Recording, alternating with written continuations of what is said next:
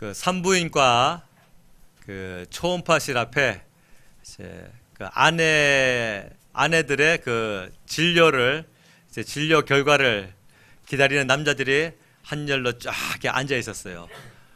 그래서 그 이제 담당 간호사가 이렇게 나옵니다. 한남동에서 오신 분, 아, 예, 접니다. 예, 축하합니다. 공주님입니다. 그랬어요. 아, 감사합니다. 그 다음에 쌍문동에서 오신 분, 아, 예, 접니다. 아, 축하합니다. 아, 딸 쌍둥이입니다.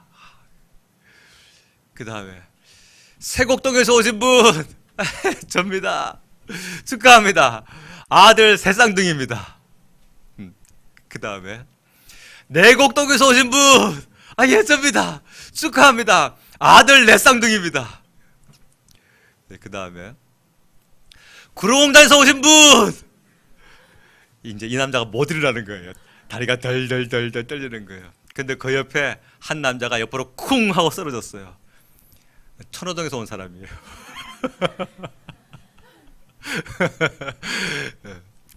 요즘은 쌍둥이가 많습니다. 그 옛날에는 뭐 순수 자연적으로만 그 쌍둥이가 생기다 보니까 이렇게 흔치는 않았어요. 근데 요즘에는 이제 과학이 발달하면서 그래서 약간의 그 인간의 그 기술에 의해서 쌍둥이가 이제 더 많죠. 그 쌍둥이에는 그 일란성이 있고 이란성이 있습니다. 그 일란성은 그 얼굴도 똑같고 거의 성품도 똑같고 거의 취미도 거의 같다 그래요. 같은 날 같이 기분 좋아지기도 하고 같은 날 같이 우울해지기도 하고 그렇대요. 둘이 어떤 영향을 주지 않았는데도 불구하고 성별도 똑같죠. 그게 일란성입니다. 이란성은 성격도 다르고 얼굴도 전혀 다르고 그리고 성별도 같거나 다르거나 할 수가 있어요. 자 보세요. 야곱과 에서가 그 이제 이삭과 리브가가 아들을 낳았는데 그게 이제 야곱과 에서예요. 일란성을 낳았어요. 이란성을 낳았어요. 네, 이란성을 낳은 거예요. 그렇죠? 이란성 쌍둥이를 둘 다 남자이긴 하지만 에서는 그 털이 막 몸에서 안고 태어날 정도로 이게 남자 상남자로 태어난 거예요. 에서는. 근데 야곱은 본문에 보니까 조용한 사람이라 그래서 맨들맨들한 그리고 조용한 성품에다가 부엌대기로 살아갑니다. 에서는 상남자라서 바깥에서 들판에 나가가지고 사냥꾼으로 살아가고 에서는 집안에서 살아갑니다. 이 사건을 보면서 야, 참 이 쌍둥이 똑같은 배에서 태어났는데도 불구하고 어쩌면 이렇게 다를까 생각을 갖게 돼요. 그런데 이 야곱과 에서와 야곱의 이 다른 면이 이 외모적인 부분만이 아니라 정말 근본적으로 다른 게 있었어요. 그게 뭐냐면 그 하나님의 그 선택이었어요. 하나님의 예정하심. 그 하나님의 예정하심은 그들이 이미 벌써 어머니의 그 뱃속에 있을 때부터 하나님께서 이자가 저자보다 강하겠고 큰 자가 작은 자를 섬기리라. 하나님께서 이미 벌써 뱃속에 있을 때부터 그 야곱을 딱 택하신 거예요. 이것을 택정교리라고 하는 거예요. 뭐라고요? 택정교리라고 합니다. 하나님께서 만세전부터 우리를 택하신 것. 그것은 이제 우리가 저 바깥에 있는 사람에게 적용할 것이 아니라 하나님의 은혜 가운데 있는 우리 안에서만 적용해야 별 문제가 안 생깁니다. 무슨 말씀인지 이해하시죠? 바깥에 있는 사람까지 적용하게 되면 무슨 문제가 발생하냐면 가만히 있어봐. 저 사람은 뭐 택정됐는지 안 됐는지 내가 모르지만 하나님이 택하셨다고 한다면 내가 전도 굳이 안 해도 언젠가는 믿겠네. 가만히 있어봐. 저 사람은 내가 맨날 찾아가고 뭐 맨날 신방하고 해도 저렇게 거부하는데 만약에 하나님이 택하지 아니하셨으면 내가 이 노력에 다 헛수고겠네. 그 택정교리는 절대로 바깥에 있는 사람에게 적용하는 것이 아니에요. 하나님의 은혜 가운데 와 있는 우리에게 아하, 하나님께서 나를 이렇게 택하셨구나. 감사함으로 나에게 적용하는 것이 택정교리인 것입니다. 예. 우리가 하나님을 믿는 것이 나는 하나님을 예수 그리스도를 영접한 그 시점부터 주님을 믿고 하나님을 믿게 됐지만 하나님은 언제부터 나를 아셨느냐? 에베소서 1장 4절에 보니까 태초에 만세전에 이미 벌써 우리를 아시고 우리를 한 시대에 때가 되면 태어나게 하셨고 또 때가 되면 어느 전도자를 만나서 예수님을 구주로 영접하고 구원받게 하셨고 때가 되면 오늘 이 자리까지 또 우리 주님께서 인도하신 거예요. 믿으십니까? 옆 사람과 한번 같이 인사합시다. 태초부터 계셨군요. 우리는 대단한 사람들이에요. 자, 그 소중한 것은 여러분 가까이 둡니다. 그렇죠?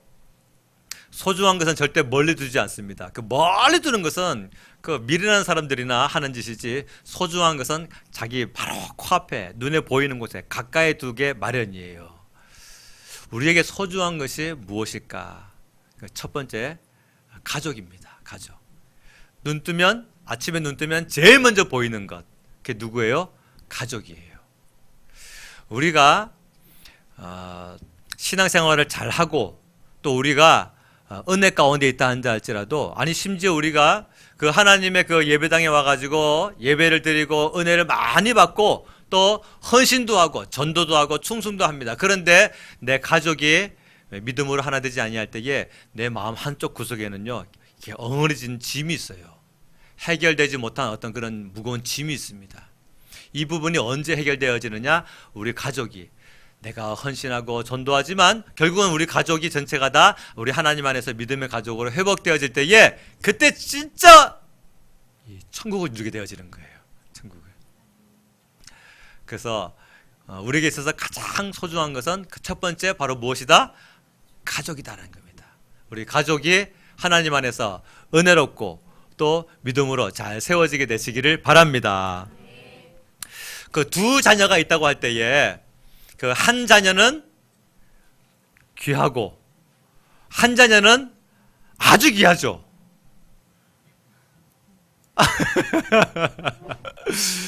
이제 그러면은 그게 바로 뭐냐? 편파적 사랑이라고 하는 거예요. 편파적 사랑.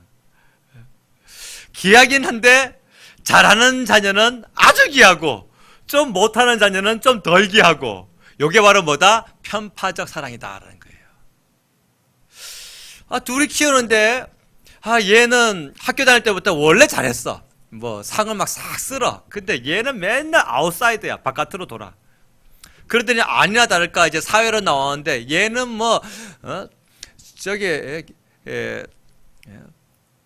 회사에 그냥 면접 볼 때마다 막 다 잘 돼. 막 자격증도 몇 개 쓰면 갖고 있어. 근데 얘는 하는 일마다 비실비실하고 또 자격증 시험 봐도 떨어지고 면접을 봐도 떨어지고 카드 비전 점점 늘어나고.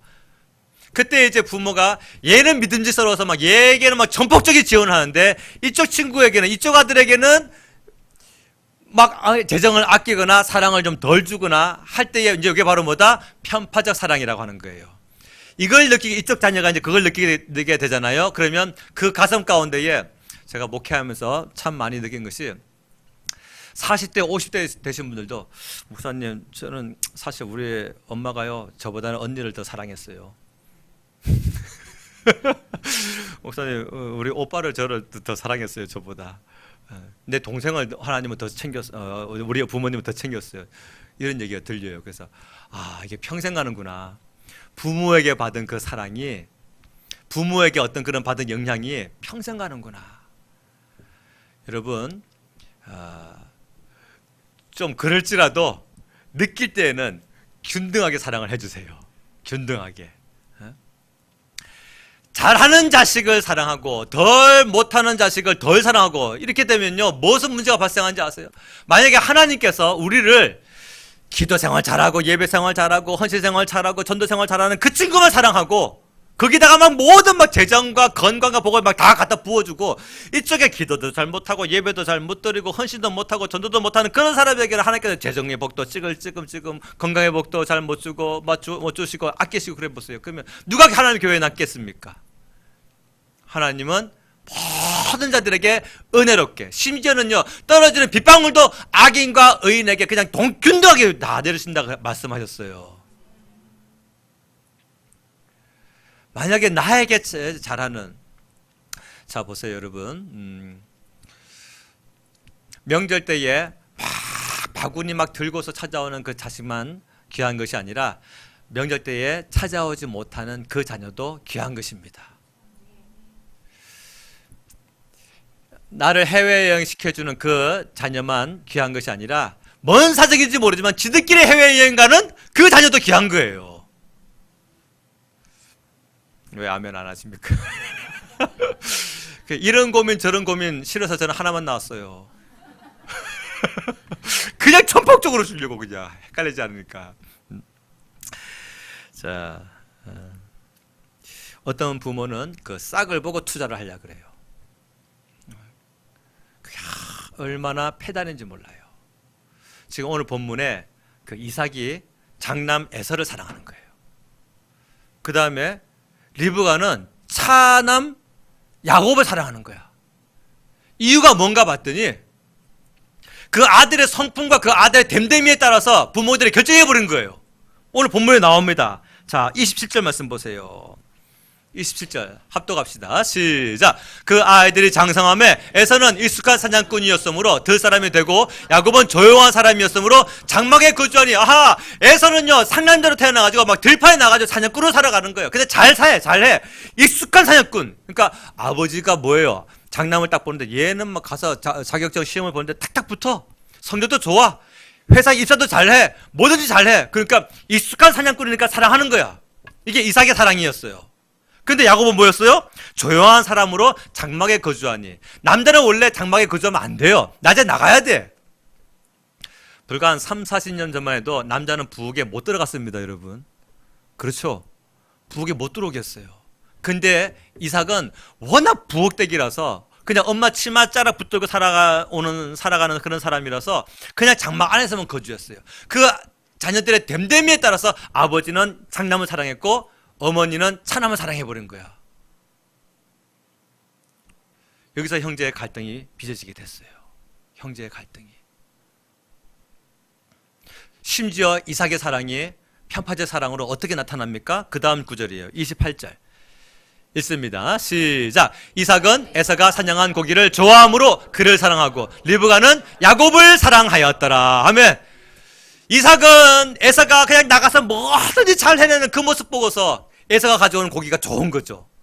그러니까 이삭이 육식을 좋아했던 것이 아니라 이삭이 뭐든지 다 아니요 에서가 이삭이 육식을 좋아했던 것이 아니라 에서가 뭐든지 막 다 잘 해내는 그 모습 보고 에서가 가져오는 그 고기를 맛있게 먹는, 그러니까 에서를 사랑하는 거예요. 근데 리브가 누굴 사랑했어요? 야곱을 사랑했어요. 왜? 집안에 함께 있으면서 엄마의 사정을 알고 엄마와 대화하고 엄마와 함께 요리 배우고. 거기서 집안에 이제 이 비극이 벌어지게 됐어요. 한 배에서 태어난 쌍둥이인데 부모님의 그 편파적 사랑이 두 아들로 하여금 이렇게 어긋나 버리게 만들었어요. 그래서 심지어는요 동생이 형의 그 장자권을 그렇게 꼭 뺏어야만 됐습니까? 그렇게 안 해도 하나님께서 야곱을 복 주시죠.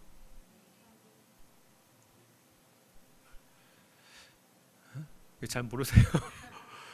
아브라함이 하나님께서 그 주신 복을 자기가 인위적으로 가지려고 노력해봤다가 종만 만들고 서자들만 만들고 나중에 그 약속의 자녀 이삭을 그 복 줄 때는 종과 종의 자녀들 다 내쫓아야 될 수밖에 없을 정도로 그 야곱이 이렇게 안 해도 됩니다. 사실은요. 굳이 형의 장자권을 나에게 파시오, 그거 유치한 거예요. 안 해도 되는 거예요. 근데 왜 이렇게 됐을까요? 형을 존경하는 마음이 없는 거야. 그 부모의 그 편파적 사랑이 형제 애를 어긋나게 만드는 거예요. 그 이삭은 그 장남 에서파, 또 어머니 리브가는 차남 야곱파, 이 집안에 4명이서 둘이 이렇게 그룹이 형성되어져 버리고 말았어요. 물론 세상에 완전한 그 가정은 없습니다. 다 실수하고 또 넘어지고 또 범죄도 해요. 그 여러분 가정이나 우리 가정이나 별 차이가 없어요. 우리 가정도 죄인 셋이 모여 삽니다. 죄인 셋이 모여 사는데 이제 일어나는 현상을 은혜로 생각할 줄 아느냐 못하느냐 차이예요. 똑같은 환경이 일어납니다. 똑같은 시련과 어려움이 같이 있어요. 근데 이것을 은혜로 이렇게 돌려서 생각할 줄 아느냐에 따라서 그 문제를 수월하게 넘어가고 은혜로 돌리지 못할 때에 죄인으로 덜컥 걸려버리는 문제가 집안마다 다 발생한단 말이에요. 여러분들의 가정은 어떻습니까? 여러분들의 가정도 그 식구들과 가족 식구들과 사이에서 지금 내가 지금 편파자 사랑을 주고 있는지 아니면 내가 편파자 사랑을 받고 있는지 간에 과연 나는 지금 이것을 은혜로 지금 바꿔서 생각할 수 있는 그런 성숙한 신앙인인가? 지금 내가 지금 이 문제를 서운한 문제, 속상한 문제 이 문제를 내가 지금 은혜로 이렇게 바꿔서 생각할 수 있는 그런 믿음이 있는 사람인가? 자기 자신을 먼저 살펴봐야 될 줄로 믿어요. 예. 그 야곱은 그걸 못했어요. 에서도 그걸 못했어요. 그랬더니 집안이 이제 완전히 반으로 쫙 갈라져 버리게 되죠. 이제 나중에 이제 계속 더 살펴볼 내용이지만 에서와 야곱은요 완전히 이별을 해버리고 맙니다. 은혜로 생각하면 은혜로 넘어갈 줄로 믿습니다. 그러나 은혜로 생각하지 못하면 하나님의 은혜가 가정 가운데 점점 메말라질 수밖에 없어요. 그 자녀의 행동과 상관없이 부모는 계속해서 아가페를 줄 수 있어야 됩니다. 그렇죠? 사랑에는 네 가지가 있어야 그랬어요. 남녀 간에 하는 에로스, 또 친구 간에 하는 우정인 그 필레오, 그 다음에 그 사물에 대한 애착에 대한 그 스톨게. 이 사랑으로는 하나님도 만족이 안 되고 우리도 서로 만족이 안 되죠. 우리가 정말로 진정으로 영혼으로 만족할 수 있는 것은 아가페 사랑입니다. 근데 그 자녀의 됨됨이에 따라서 아가페 사랑을 주거나 말거나 중단하거나 그럴 수가 없는 것이죠. 하나님은 우리의 상태와 상관없이 계속해서 우리에게 아가페 사랑을 부어주십니다. 그래서 내가 주께 받은 사랑이 그러하니 나도 베풀 사랑이 그러한 거예요. 그 환경이 힘들 때에 그 기도하게 되면요 하나님께서 그 환경은 그대로인데 그 우리를 그 초월의 세계로 들어가게 하십니다. 그 목회하는 사람들은 그 약간의 그 철학을 다 배워요. 저도 철학을 배웠는데 그 그리스 철학자들 플라톤, 또 아리스토텔레스, 그리고 소크라테스 이렇게 계보가 흘러가면서 그 철학자들이 이제 무엇을 나중에 점점 발견하게 되냐면 초월의 세계가 있다는 것을 발견하게 돼요. 초월의 세계. 그 현상 세계가 있고 지금 우리가 살아가고 있는 이 땅 현상 세계가 있고 그 다음에 정말 뭔가를 뚫고 나가면 그 위에 초월의 세계가 있다는 것을 발견하게 됩니다. 근데 많은 사람들이 이걸 몰라. 이게 초월의 세계를 몰라요. 그러니까 이 현상 세계에서 거기서 고민하고 괴로워하고 웃거나 울거나 희노애락을 거기서 느끼게 되는 거야. 그래가지고 그것을 알고서 답답함을 느꼈던 소크라테스가 하는 말이 뭐냐면 너 자신을 알라 그랬어요. 네 꼬라지를 알아라. 이 초월의 세계도 모르는 인간아. 그 뜻이에요. 여러분들은 지금 굉장히 오랫동안 배워야 할 그 철학을 단 1분 만에 배운 거예요. 정말이라니까요. 근데 소크라테스가 그 초월의 세계가 있다는 것을 알고서 너 자신을 알아라. 초월의 세계도 모르는 놈아. 그 뜻인데 소크라테스가 초월의 세계가 있다는 것만 알았지 그 길로 들어가는 길을 모르는 거야. 길을. 근데 우리는 알죠. 기도하는 사람, 성령에 감동된 사람. 그래서 하나님께서 우리를 그 초월의 세계로 들어가게 하시는 그 뭡니까? 예수님 믿는 사람들만이 들어갈 수 있는. 그래서 우리가 부르는 노래가 뭐예요? 평화 평화로다. 어디서? 하늘 위에서 내려오네. 많은 사람들이 그 환경에서 그 해결을 하려고 하고 이런 환경 저런 환경이 개선돼야만 내가 마음이 편한데 이렇게 생각합니다. 그게 다 뭡니까? 이 현상의 세계에 갇혀 있는 거예요. 근데 그 철학자들이 그 위에 무언가의 현상은 그대로인데도 불구하고 뚫고 들어갈 수 있는 초월의 세계가 있다는 것을 아는데 들어갈 수 있는 길을 모르는 거야. 그걸 누가 안다? 바로 예수 그리스도를 믿는 저와 여러분들이 안다는 사실이에요. 근데 아는데 못 들어가면 바보죠. 못 들어가면 바보잖아. 어떻게 들어갑니까? 맡겨야 들어가죠. 맡겨야. 그 맡김이 뭘로 가능한 거예요? 기도를 통해서. 하나님 아버지, 환경은 이러한데, 내가 받은 사랑은 이러한데, 내가 받은 대우는 이러한데, 내가 받은 서러움은 이러한데, 이것을 내가 이겨낼 수 있는 힘이 없으나 성경에 보니 하나님께서 주님을 의지하는 자에게 평강을 주신다 하였사오니 그 평강을 나에게 허락하여 주옵소서. 부단히 기도할 때에 환경은 그대로지만요, 내가 그 초월의 세계로 들어가는 은혜를 누리게 됩니다. 그게 우리의 신앙생활인 거예요. 야곱의 이 이기주의적인 사고방식이 안 깨집니다. 그 형의 발꿈치를 붙잡고 태어났잖아요. 그렇죠? 그러더니 나중에 장성에서도 형의 발꿈치를 확 잡아버리죠. 그게 뭐예요? 장자권을 강탈하는 겁니다. 그 남 뒤꿈치만 털던 이 야곱이 나중에는요, 그 외삼촌 바단 아람의 집에, 그 바단 아람에 있는 그 라반의 집에 가지고 거기서도 외삼촌의 그 발뒤꿈치를 다 털어버려요. 재산을 막 털입니다. 그러다가 그렇게 맨날 다른 사람의 발 뒤꿈치만 터는 그런 전문 강도 같은 삶을 살던 야곱이 나중에 노년에 회개합니다. 야복강에서 하나님이 네가 너의 재물, 너의 지혜와 너의 힘과 너의 방법으로 얻어놨던 그 재물 다 내려놔라 하시니까 거기서 야복강에서 어떤 일이 벌어졌어요? 그 형 에서가 300명의 군사를 이끌고 자기에게 쳐들어오게 되는 그 환경을 딱 만들어 오시고 자기 힘으로 만들었던 걸 다 고스란히 내려놓게 만듭니다. 우리가 진짜 우리 안에서 회개가 나오잖아요. 진짜 회개가 나오면 이렇게 많았나, 내가 내려놔야 할 것이 이렇게 많았나, 내가 포기해야 될 것이 이렇게 많았나, 내 재산에 대한 집착, 내 건강에 대한 집착, 내 노후 생활에 대한 집착, 내 자녀에 대한 집착, 심지어 내 생명에 대한 집착, 내가 내려놓지 못했던 것이 이렇게 많았나 깨닫게 됩니다. 그리고 자기 자신을 향해서 깜짝 놀라게 되죠. 그리고서 이제 뭐 합니까? 야곱의 기도가 거기서 이제 진짜 오리지널 기도가 나오죠. 주여, 나를 축복하지 아니하시면 보낼 수 없나이다. 순수한 그 하나님의 은혜로만 내가 살아가는 자 되게 하여 주옵소서. 그 기도가 이제 거기서 속에서 막 나오게 되는 거죠. 하나님은요, 우리가 하나님 반 세상 반 사는 것을 제일 싫어하시죠. 그래서 근데 그것을 한꺼번에 치닫게 하지 아니하시고 우리의 신앙의 강도에 따라서 적당하게 우리를 인도하시는데, 우리가 은혜가 오면 올수록, 감동 받으면 받을수록, 믿음이 단단해지면 단단해질수록 점점 세상과 단절되어지고 세상을 의지하던 마음이 오직 주님만 바라보는 신앙으로 이렇게 바뀌어집니다.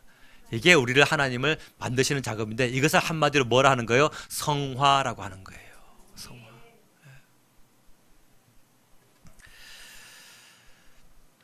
우리 가족을 믿음의 가족으로 이렇게 세울 수 있기를 바랍니다. 믿음의 가족이 아니면 아무리 지금 내 새끼, 내 자녀, 내 부모, 뭐 나에게 사랑스러운 식구,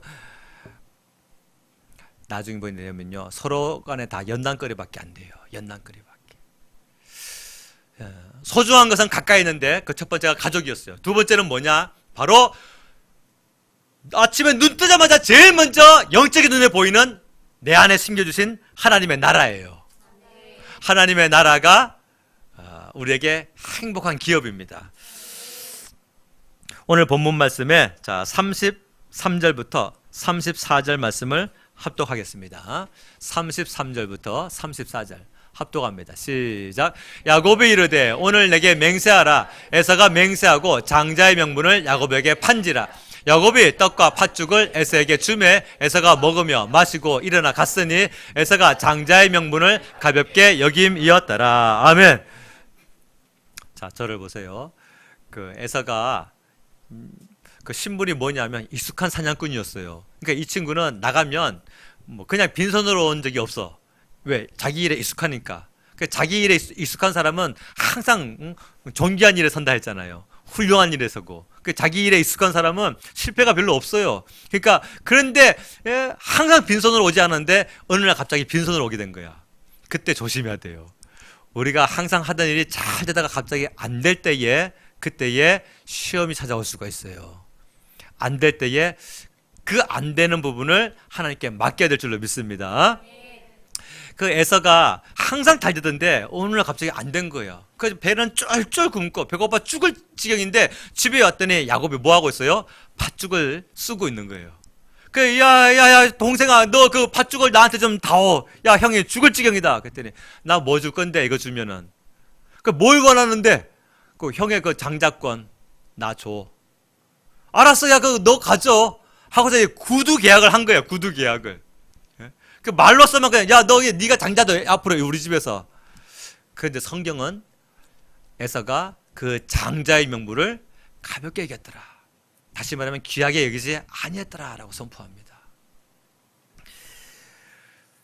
이 장자의 명분은 뭐냐면 그 아버지의 기업을 자신의 것으로 받는 거예요. 근데 이 이삭의 기업이 뭐냐면 그 집안의 그 소유만이 아니라 가나안 땅 전체였어요. 그 성경은 두 가지 약속이라고 그랬죠. 뭐와 무엇에 대한 약속? 씨에 대한 약속과 땅에 대한 약속. 이게 성경의 두 줄기라고 그랬어요. 이삭의 기업은 뭐냐면 가나안 땅입니다. 아브라함이 받은 것이죠, 원래는. 그 할아버지 아브라함이 받은 것을 아버지 이삭이 또 받은 거예요. 근데 이것을 이제 이 장자야권을 가진 사람이 받게 되어 있는데 에서는 거기에 대해서 자기도 아예 믿음이 없었던 거예요. 하나님께서 복중에 있을 때부터 야곱을 선택했지만 장자로 살아왔던 에서조차도 거기에 대한 욕심도 없고 믿음도 없었어요. 그래가지고 형 그 장자권 나한테 팔아. 지금 말로 얘기해. 그랬더니 알았어. 야 장자권 네 거다. 나는 앞으로 밖에 나가가지고 들판에서 그냥 사냥하며 살면 되니까. 그러니까 자기가 자기의 힘, 자기의 지혜, 자기의 기술력으로 살아가는 사람이 굉장히 위험한 거예요. 에서는 그렇게 살아간 거예요. 거기에 대한 자신감이 있으니까 하나님의 복을 소홀히 하는 거예요. 오늘 여기서 여러분 어떠한 직장인이든 어떤 사업가든 모든 분들 꼭 명심하십시오. 내가 하는 일에 잘 된다고 그 하나님의 복을 무시하지 마세요. 하나님께로부터 오는 그 은혜가 있어야 내가 하는 일이 계속 잘 될 수 있는 것입니다. 히브리서 12장 16절 말씀에 보면 한 그릇 음식을 위하여 장자의 명분을 판 에사와 같이 망령된 자가 없도록 살피라. 아하, 이 땅의 복 때문에 하늘의 복을 무가치하게 생각하는 것은 뭐라고 한다 성경은? 망령되다. 망령되다. 한마디로 죽은 영혼이라는 얘기죠. 죽은 영혼. 우리는 천국이 나의 기업입니다. 천국이 우리의 기업으로서 한마디로 얘기하면요, 요즘식으로 표현하면 뭐가 되는 거예요? 나는 천국의 기업인이에요. 천국의 사원이에요. 천국의 일꾼이란 말씀입니다. 이제 그런 사람들이 하지 말아야 할 말이 있어요. 그게 뭐냐면 시간이 없다. 사실은 시간이 없는 것이 아니라 뭐가 없냐? 마음이 없는 거예요. 마음이 있으면 시간을 만들어냅니다. 그 다음에 또 하지 말아야 될 말이 있는데 그게 뭐냐면 배워서 하겠습니다 라는 말이에요. 그게 이제 뭐냐면요, 그게 맞는 말 같지만 겸손인 것 같지만 사실은 그게 겸손이 아니라 뭘까요? 자기 자신을 바라보는 거예요. 배워서 하겠습니다. 우리 천국의 기업인인 사람은 그 하나님을 의지하는데 그 사람은 이제 이렇게 말을 해야 됩니다. 어떻게 해야 되느냐? 한번 따라서 해보세요. 하면서 배우겠습니다. 그게 바로 하나님을 의지하는 사람의 고백이에요. 왜냐하면 내 기술력으로는 안 되는 걸 알기 때문에 하나님이 세우셨으면 하나님이 하실 줄로 믿고 하면서 배우는 겁니다. 기도하는 사람이 되어지면요, 누구와 대화가 가능하게 되냐면 그 믿음 있는 사람과 대화가 가능해져요. 여러분 그런 거 한번 느껴본 적 있어요? 믿음이 너무 좋은 사람과 대화할 때 내가 이 사람과 하나가 안 된다는 걸 한번 느껴본 적 있습니까? 너무 믿음이 좋은 사람과 내가 대화할 때에 그가 가지고 있는 비전이 너무 현실적이지 못하고 나와 동떨어진 것 같은 느낌을 받을 때가 있었습니까? 기도하는 사람은 그 믿음이 아주 좋은 사람과 대화가 가능해져요. 다시 말하면 대화가 가능하다는 얘기는 비전이 서로 이렇게 공유가 될 수 있다, 그 뜻입니다. 그 현실감이 좀 떨어지는데 하나님이 하신다라는 믿음이 그 기도하는 사람에게 있어요. 저도 그렇고 여러분도 그렇고, 여러분은 목회자와 대화할 때에, 목회자는 여러분과 대화할 때에 대화가 이 믿음 안에서 이렇게 서로 공유가 되어져야 될 줄로 믿습니다. 누군가가 여러분에게 그 믿음의 그 비전을 제시할 때에 그 믿음의 비전이 하나님이 하시겠죠, 하지만 내 마음에 안 믿어진다고 한다면 내가 하나는 정확해요. 뭐냐면 내가 기도하지 않는 겁니다. 기도하지 않는 거예요. 자, 기도하는 사람은 그 믿음 좋은 사람과 소통이 가능합니다. 그 다음에 기도하는 사람은 누구와 소통이 가능하냐면요, 이 성경과 대화가 가능해요. 성경과 대화해 보셨어요? 성경을 이렇게 읽잖아요. 그러면 이 홍해 사건을 읽을 때에 이걸 그냥 이 문자로 읽는 것이 아니라 오늘 내가 이겨낼 수 없는 그 문제하고 이렇게 크로즈 떼어집니다. 그리고 이 홍해를 가르신 하나님의 그 능력을 막 이렇게 사모하게 되어져요. 죽은 나사로 사건을 읽을 때에 아, 주님이 2000년 전에 이런 사람을 살렸구나, 그걸로 마치는 게 아니라 주님, 내 가정에도 이 죽은 나사로 같은 사람이 한 명 있는데 주님 어떻게 살리실랍니까? 하실 줄로 믿습니다. 성경과 대화가 가능해져요. 기도하는 사람은 성경을 읽으면서 성경 속에 있는 이 말씀이 나랑 대화가 됩니다. 그 다음에 기도하는 사람은 누구와 대화가 가능해지냐면요, 하나님과 대화가 가능해집니다. 기도하는데 주세요 주세요 주세요 막 하고서 확 가는 사람이 아니라 기도를 많이 하면 그 하나님의 그 내 마음속에 이렇게 들려주시는 그 감동이 있어요. 감동이. 내가 맡기지 못해서 막 괴로워했던 그 부분을 많이 기도하고서 그 자리를 떠나지 않잖아요. 그러면 아, 하나님이 이렇게 나에게 응답을 주시는구나 하고서 감사하게 되는, 하나님과 대화가 됩니다. 기도하는 사람은 첫 번째 누구와? 믿음 있는 사람과 대화가 가능해져요. 두 번째, 기도하는 사람은 성경과 대화가 가능해집니다. 세 번째, 기도하는 사람은 하나님과 대화가 가능해져요. 소통이 가능해진다는 뜻이에요. 저는 뭐 은사주의나 뭐 신비주의 그걸 말하는 것이 아니라 소통이 된다는 말씀이에요. 영적인 소통이. 기도하면 하나님께서 하시리라, 이 고백이 우리에게 전심으로 그 믿음으로 고백되어질 줄로 믿습니다. 그런데 이제 기도하지 않으면은 입술로는 고백을 해요. 근데 마음으로 안 믿어. 그게 나타나요. 사람이 마음으로 믿어? 의에 이르고 입으로 시인하여 구원에 이르라 그랬는데 입으로 시인하는데 사실 마음으로 안 믿어요. 이거를 성경은 뭐라고 한다? 외식이다 그래요. 외식. 두 글자로 외식, 세 글자로 거짓말. 거짓말하고 있다.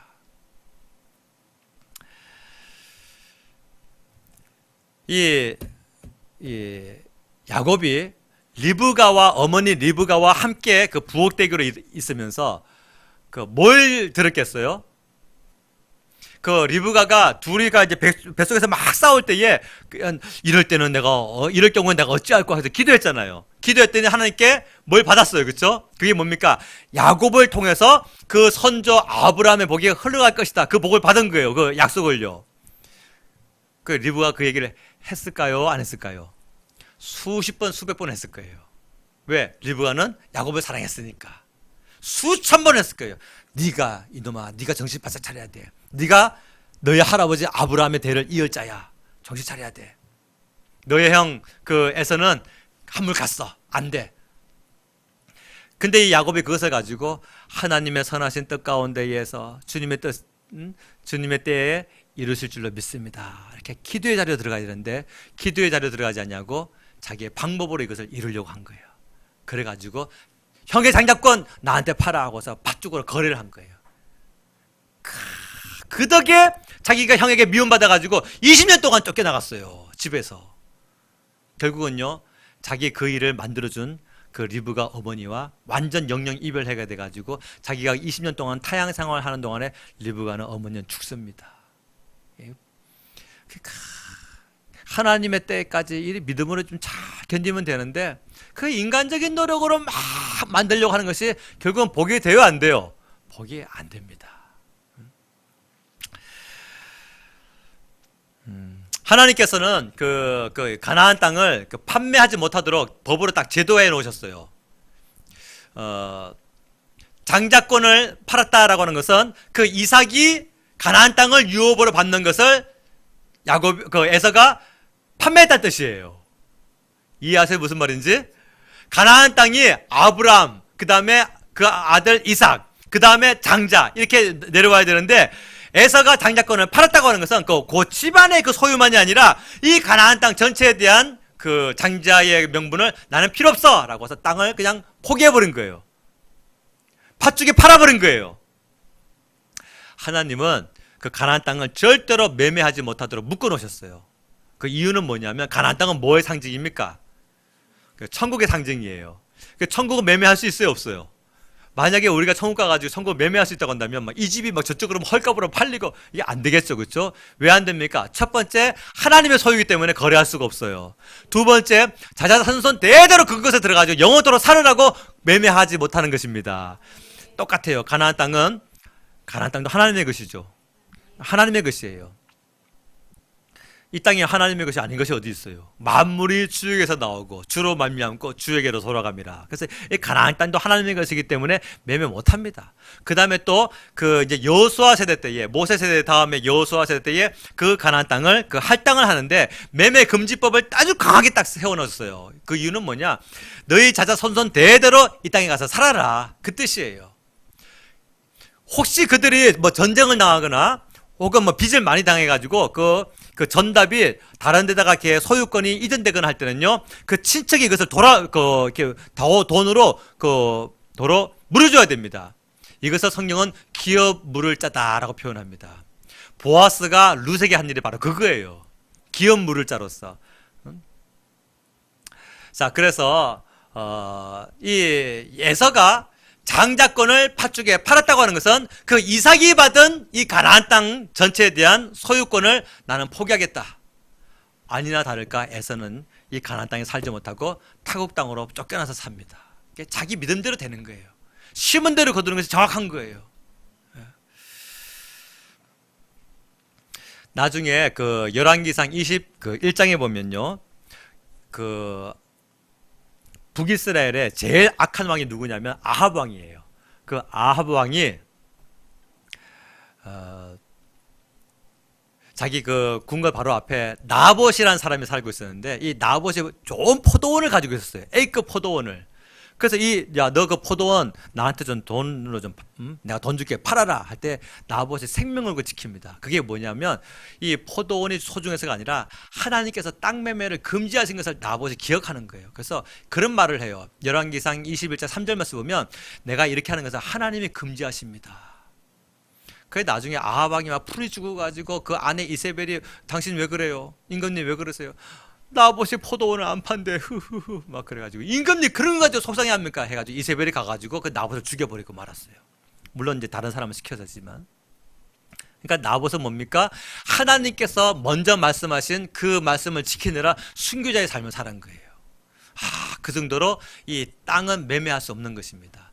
에서가 장자권을 팔았다고 하는 것은 이 땅 전체를 야곱에게 나 그냥 필요 없어, 이게 이 결과가 맺어지고 되고 말한 거예요.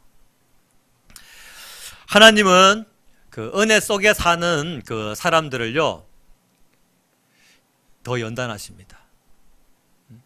아니 그 죄 가운데 사는 사람, 불순종하며 사는 사람, 막 방탕하고 술 취하고 음란하고 그런 사람 그 연단하시면 좋겠는데, 그 은혜 가운데 잘 살아가고 있는 그 사람을 하나님은 더 연단하세요. 예배 잘 드리고 전도 생활 잘하고 헌신 생활 잘하고 잘 섬기고 그런 그 은혜 가운데 이렇게 있는 사람을 하나님은 더 연단하십니다. 왜 그럴까요? 우리의 은혜는 능력으로 바뀌어야 됩니다. 그 은혜가 맺는 열매가 2라고 한다면,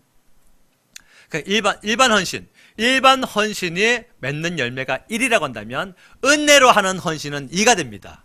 그 일반적인 헌신은 뭐냐면 소속감으로 하는 거예요. 의무감으로. 오늘 남전도에 모임 있습니다. 남전도에 전도 나갑니다. 남전도에서 오늘 뭐 일을 진행합니다. 아이고 알았습니다. 뭐 해야지 뭐. 이제 은혜는 없지만 그 소속감으로 하는 거. 그 열매가 1밖에 안 나오죠. 근데 은혜로 합니다. 하나님께서 나에게 베푸신 은혜가 있으니 내가 하나님의 일을 해야 되겠다. 그러면 이제 시험 들지 않고 은혜로 잘 할 수가 있습니다. 그래서 일반 헌신이 1이라고 한다면 은혜 헌신은 2예요. 근데 하나님이 우리에게 원하시는 헌신은 뭐냐면 능력 헌신이에요. 능력 헌신. 설교도 은혜 설교가 있고 능력 설교가 있어요. 찬양도 은혜로운 찬양이 있고 능력 있는 찬양이 있습니다. 전도도 은혜로운 전도가 있고 능력이 나타나는 전도가 있어요. 치유사역도 은혜로운 치유사역이 있는가 하면 능력으로 나타나는 치유사역이 있어요. 하나님의 능력이 우리 안에 나타나기를 하나님은 원하신다는 말씀이에요. 하나님은 그 은혜 가운데 있는 사람, 은혜 속에 잘 살아가고 있는 그 사람을 더 연단하시는데 그 이유가 뭐냐? 그 능력의 사람으로 바꾸시려고. 그래서 일반 헌신이 열매가 1이라고 한다면 은혜 헌신은 열매가 2예요. 근데 능력 헌신은 열매가 30배, 60배, 100배가 됩니다. 이게 성령의 열매예요. 그래서 이 같은 것을 금지할 법이 없을 정도로 강력하게 나타난단 말씀이에요. 원수 앞에서 사랑이 나타나고 돈 떼먹은 놈 앞에서 감사가 나타나고. 아멘이 안 나오네. 두려운 환경 가운데에서 믿음이 나타나고, 남북 전쟁의 그 위기와 그 고조된 그 위기 가운데서 하나님이 지키시리라 그런 믿음이 나타나고. 우리 성도가 그냥 이렇게 은혜 가운데 사는 것이 아니라 능력으로 살아가기를 하나님이 원하신다는 말씀이에요. 그렇게 되게 하기 위해서 그 은혜 가운데 잘 살아가고 있는 사람에게 하나님의 연단을 더 부어주십니다. 그러면 이제 우리는요, 그 은혜 가운데 잘 살아가고 있는 그 사람이 연단을 받게 되잖아요. 그러면요, 세상으로 못 나가요. 왜냐하면 그 은혜 가운데 살아갔던 것이 자기의 라이프 스타일이 되어버렸어요. 자기의 그 삶의 한 아주 중요한 패턴이 돼가지고 은혜 가운데 잘 살아왔던 사람은요, 속상하다고 밖으로 못 나갑니다. 속상하면 어디로 와야 돼요? 여기로 오는 것밖에 못 배웠어요. 은혜 가운데 살지 못하는 사람은 교회 생활 하다가 속상하면 술자리로 갑니다. 근데 은혜 가운데 살던 사람은요, 술자리를 못 들어요. 듣는 법을 못 배웠어. 전에는 배웠지, 전에는. 근데 하나님의 은혜 가운데 들어와가지고 살다 보니까 잊어버린 거예요. 음란이 들어오면요, 지옥 갈 죄인 것처럼 회개했어요. 남을 미워하는 마음이 들어오면 이게 지옥 갈 죄인 것처럼 회개했단 말씀이에요. 그렇게 살아왔어요. 그게 은혜 가운데 지금까지 살아왔던 사람의 스타일이에요. 그 진돗개나 세퍼트 뭐 이런 그 대형견들, 이런 것들이 그 훌륭한 교관을 만나기 전에는 그냥 막 사냥개로만 살아갑니다. 마음에 막 안 들면 다 물어버리고. 근데 이것이 훌륭한 교관을 만나게 되면 이제 훈련을 받게 되죠. 그 훈련을 받게 되면 그 강력한 이빨은 그대로 있지만 그 교관이 뽑습니까? 안 뽑죠. 발톱 그대로 다 놔둡니다. 하지만 물지 않는 법을 가르치죠. 기다려, 기다려, 기다려. 우리 안에 영적인 훌륭한 교관이 그 성도라고 이빨이 없어요. 물고 싶은 물 수 있는 이빨이 있습니다. 그 쉽게 세울 수 있는 발톱이 있어요. 근데 우리 안에 있는 그 훌륭한 교관이 물지 못하도록 우리를 훈련시켜 놓은 거예요. 발톱을 세우지 못하도록 우리를 훈련시켜 놓은 거예요. 그게 바로 은혜 가운데 살아왔던 성도의 모습이죠. 그리스도인이라는 말이 뭘까요? 그리스도인이라고 하는 말은 힘들 때, 어려울 때 세상으로 나가는 것이 아니라 그리스도 안에서 그것을 해결할 수 있는 사람, 그게 바로 그리스도인인 것이죠. 절망이 올 때에 주님 바라보는 법만 배웠지 세상으로 돌아 나가는 그 법을 못 배웠어요. 그 예수님을 알기 전에는 그렇게 살아왔어. 근데 여기서 너무 오랫동안 살다 보니까 그 방법을 잃어버린 거예요. 잊어버렸어. 고통이 찾아올 때에 감사하라는 법만 배웠지 원망하는 법을 못 배웠어요. 그 고통의 현장 가운데서 또 원망까지 올라오게 되면 이 원망조차도 또 괴로워. 그래가지고 그 원망의 마음을 또 괴로워서 그걸 또 놓고서 또 회개하고 기도해요. 그게 바로 은혜 가운데 살아온 사람들이죠. 우리 교회에 이렇게 사는 사람 굉장히 많습니다. 정말 많아요. 아무쪼록 여기 있는 모두가 다 그렇게 되어지기를 예수님의 이름으로 축복합니다.